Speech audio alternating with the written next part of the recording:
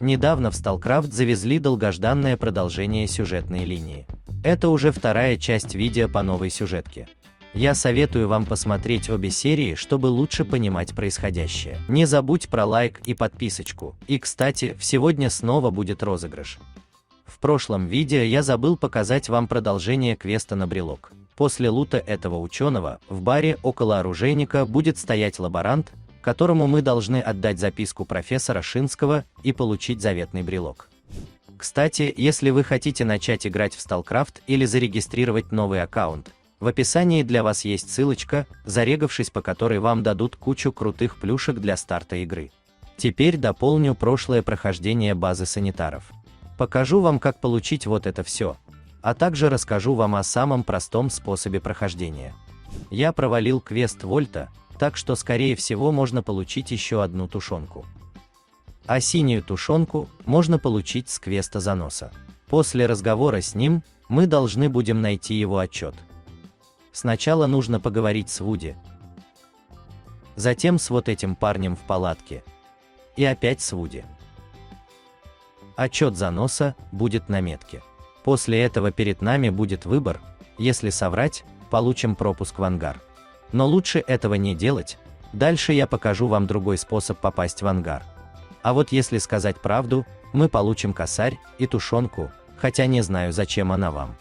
А если вы хотите поддержать меня финансово и получить кучу полезных таблиц для StarCraft, заглядывайте ко мне на Boosty.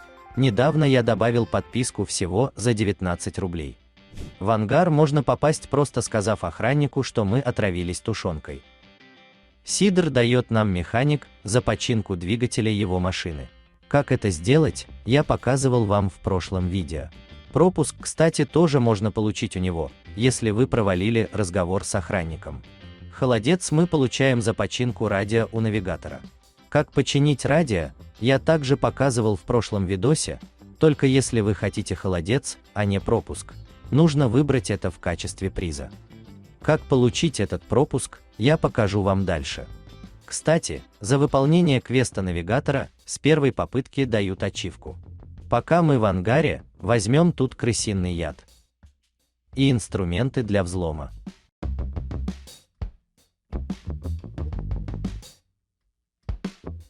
Кстати, в прошлом конкурсе выиграли вот эти ребята. Не забывайте про участие в новом.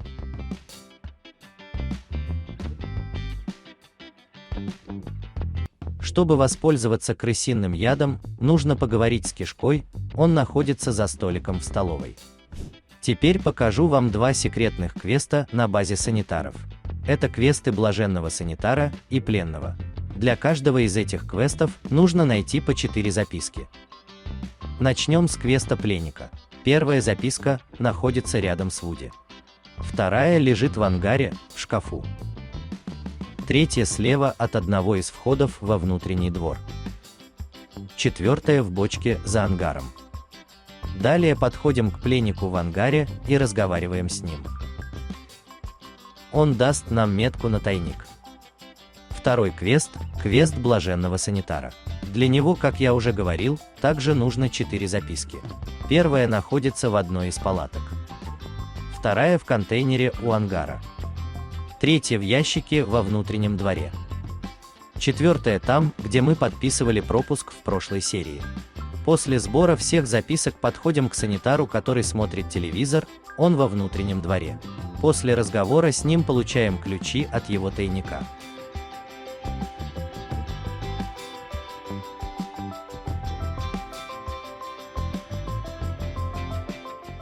Да, чтобы подойти к одному из ящиков этого квеста, нужен пропуск. Его можно получить, взломав эту тумбочку инструментами, которые мы взяли ранее. Последовательность на экране.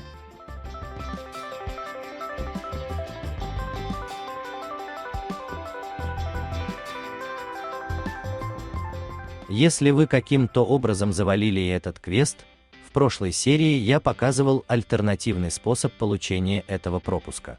Как пройти дальше, я показывал в прошлом видео, только если вы взяли крысиный яд, можете не брать пропуск в документах секретаря и сразу идти к складу.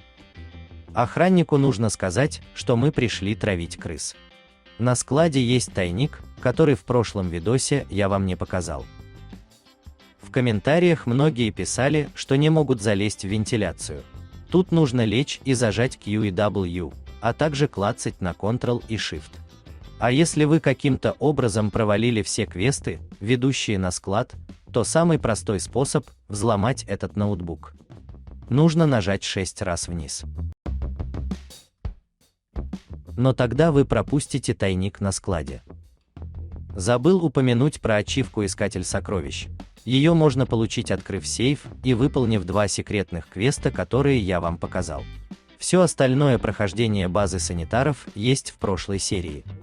Думаю, уже нет смысла показывать вам, как пройти коридорные локации, так что пробежимся по местам, с которыми часто возникают сложности, а также по остальным тайникам. Сейчас вы видите, как проходить первую часть стелса.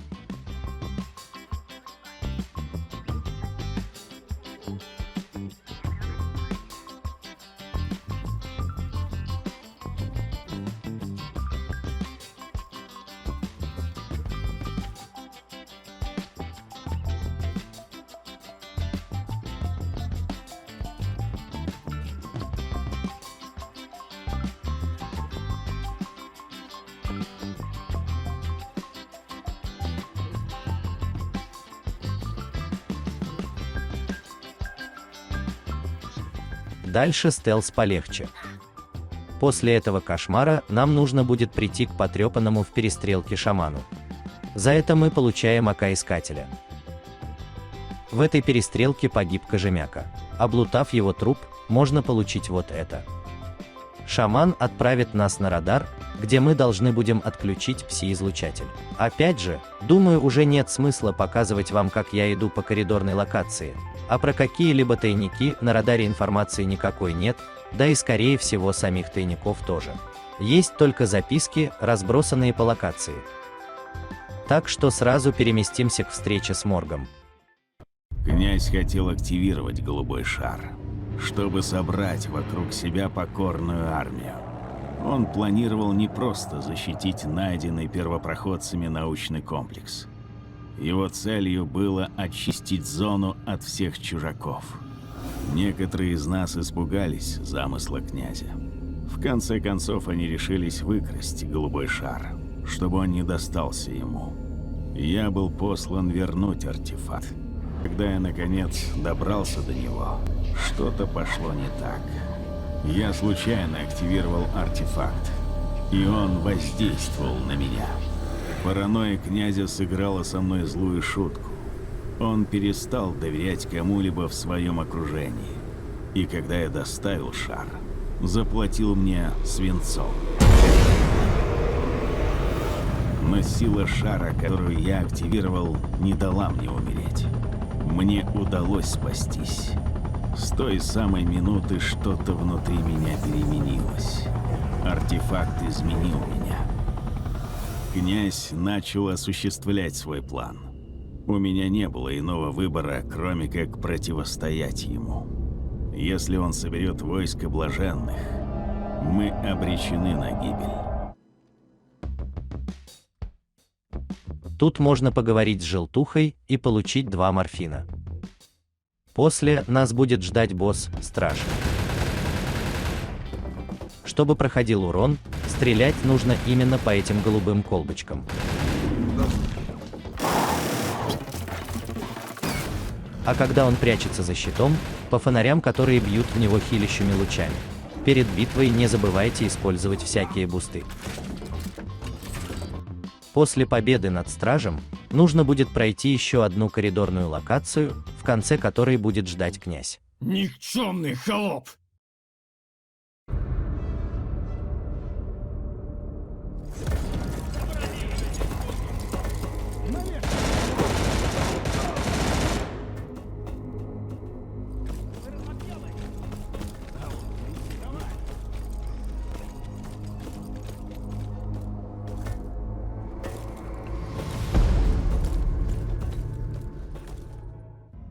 Теперь нужно сделать выбор, от которого будет зависеть финальный босс и награда.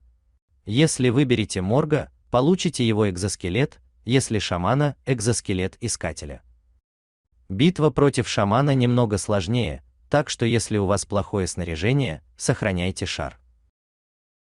Я выбрал уничтожение шара.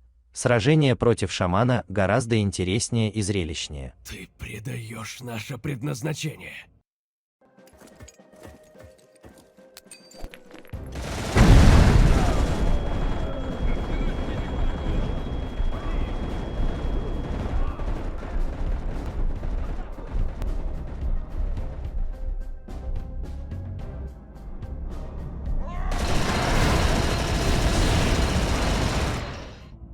Всем держать позиции! Я за подкреплением!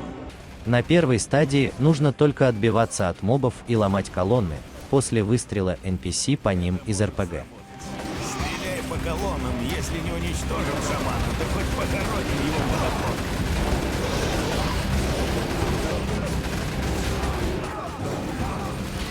После уничтожения 4 колонн начинается вторая стадия.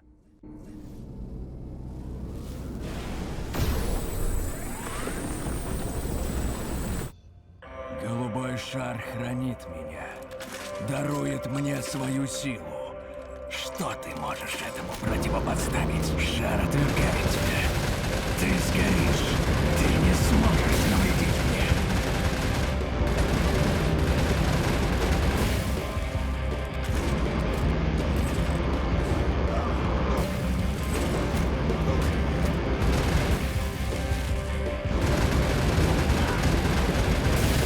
Шар, ты хочешь убить меня, искатель? У тебя ничего нет. Я верю в тебя. Я помогал тебе. Вот чем ты мне платишь, да? Ты предал. Тебе не победить. Нет, мой сын.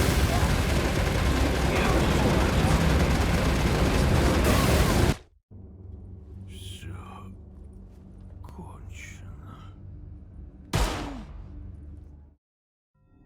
Голубой шар, столь желанный, столь таинственный, сводивший людей с ума, причем не только блаженных. Наконец, он рассыпался в прах.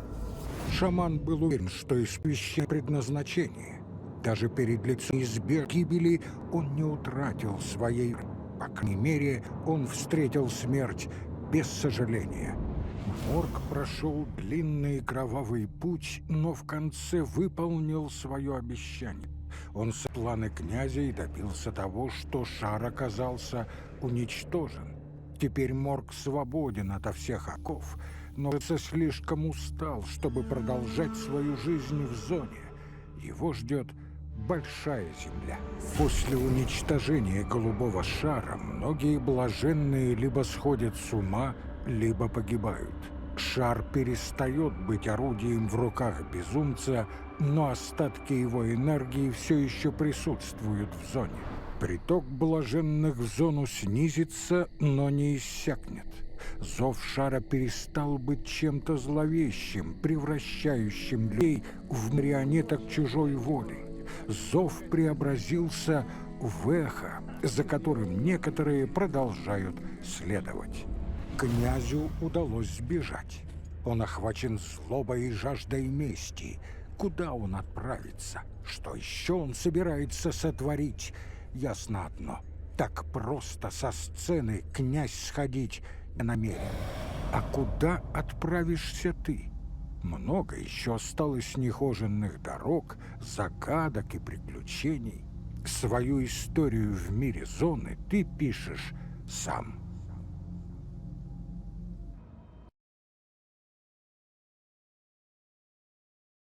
Как по мне, вторая часть сюжета получилась довольно крутой, за исключением 2 первых квестов. Не забывай про лайк и подписочку, а также про мой бусти и мою реферальную ссылку на игру с бонусами.